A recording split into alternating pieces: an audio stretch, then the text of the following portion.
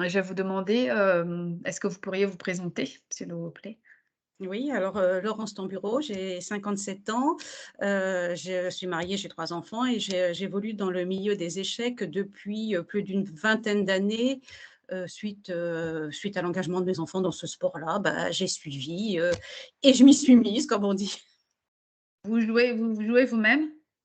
Bah, j'ai appris à jouer à force de les accompagner, puis de trouver que ça servait à rien que je sois là sans rien faire. J'ai eu envie d'apprendre également et puis effectivement, je me suis mis le pied à l'étrier je vais pas dire en me mettant un peu dans tous les rouages, mais c'est vrai que du coup, j'ai passé après un diplôme d'initiateur. J'ai formé des enfants entre 5 et 10 ans pendant quelques années.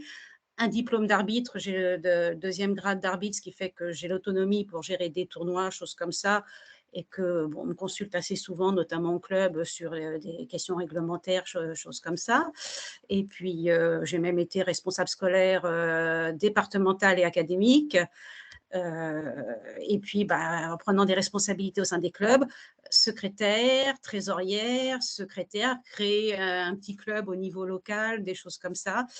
La seule fonction que je me suis toujours refusée, même si on l'a proposée, c'est la fonction de présidente parce qu'elle ne me correspond pas. J'aime pas le côté représentation, le rôle de président qui est quand même des fois de devoir pas imposer, c'est pas le mot, mais trancher sur des décisions. Je participe, mais je veux pas décider.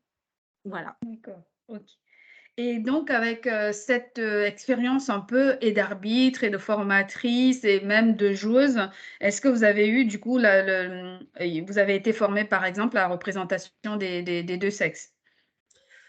Alors, moi, je ne l'ai jamais vraiment vécu, représentation des 2 sexes, parce que alors c'est vrai qu'on joue aux échecs aussi bien entre hommes, femmes, même s'il y a des disciplines, des compétitions exclusivement féminines, même au sein des comités des conseils d'administration, choses comme ça, je l'ai jamais ressenti le stéréotype homme-femme.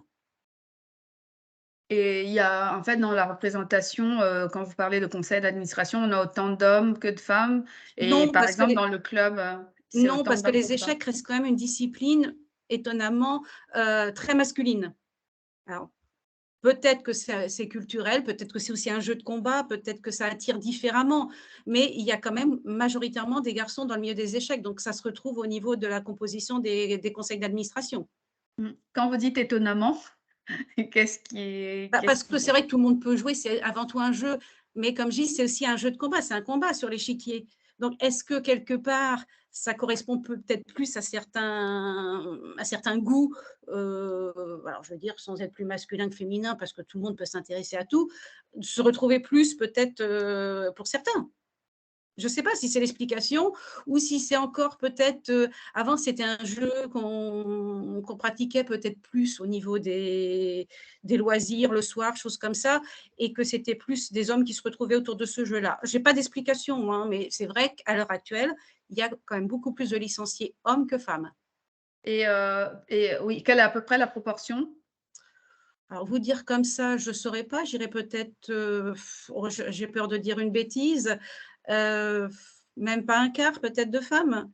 Ou un quart? Je sais pas, hein, honnêtement, je pense qu'on n'est pas à un quart. D'accord, et est-ce que le club travaille un peu à ça, à attirer un peu plus de filles? Oui, puisque bon, on offre quand même, des conditions d'adhésion un peu plus avantageuses aux féminines, parce qu'on en a aussi besoin dans les compétitions, choses comme ça.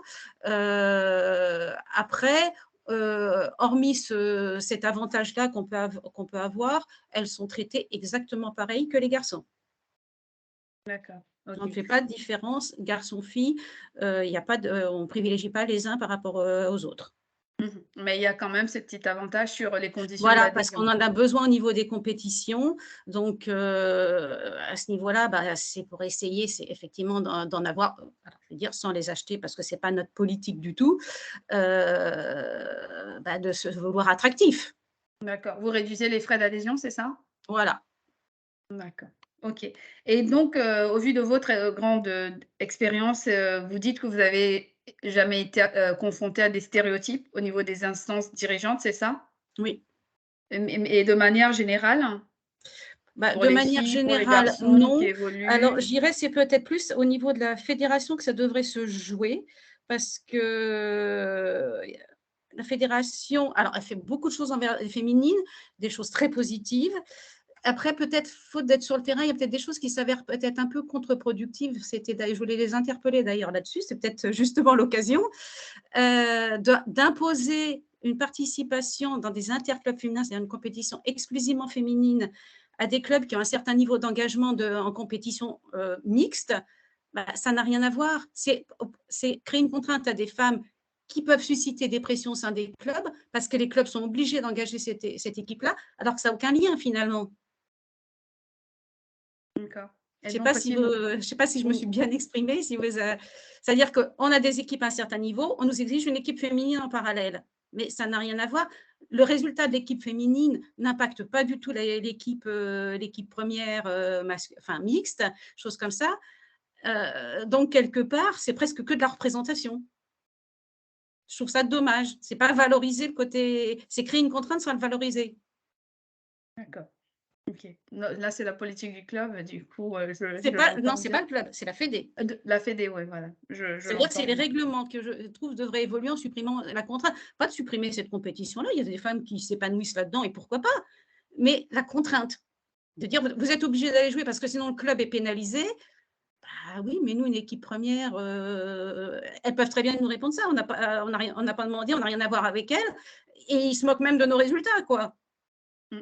Alors qu'il y a un échiquier féminin dans l'équipe qui, lui, est valorisé parce que les points de cet échiquier-là comptent pour le résultat de l'équipe.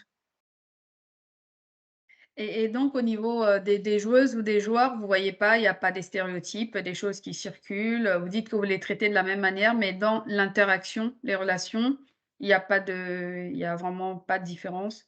Non, non, non, alors je suis moins impliquée aujourd'hui dans les jeunes, mais je pense que c'est comme c'était avant. Ils sont tous ensemble et très contents de se retrouver, ils partagent des moments, enfin, et les enseignants ne font pas de différence. Très bien. Merci. Je parle pour ce qui est, de ce que je vois autour de moi, hein, je ne parlerai pas pour tous les clubs. OK. Très bien. Merci beaucoup. Je vous en prie.